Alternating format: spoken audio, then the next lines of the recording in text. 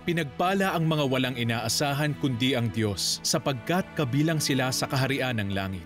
Pinagpala ang mga nagdadalamhati sapagkat aaliwin sila ng Diyos. Pinagpala ang mga mapagpakumbaba sapagkat mamanahin nila ang daigdig. Pinagpala ang may matinding hangarin na sumunod sa kalooban ng Diyos sapagkat sila'y bibigyang kasiyahan.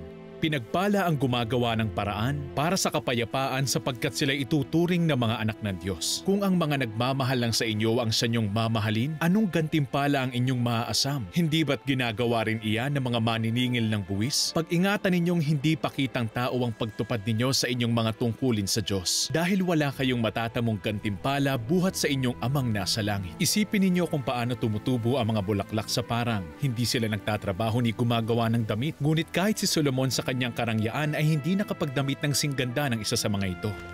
Kaya't huwag kayong mag-alala na baka kayo'y kapusin sa pagkain, inumin o damit.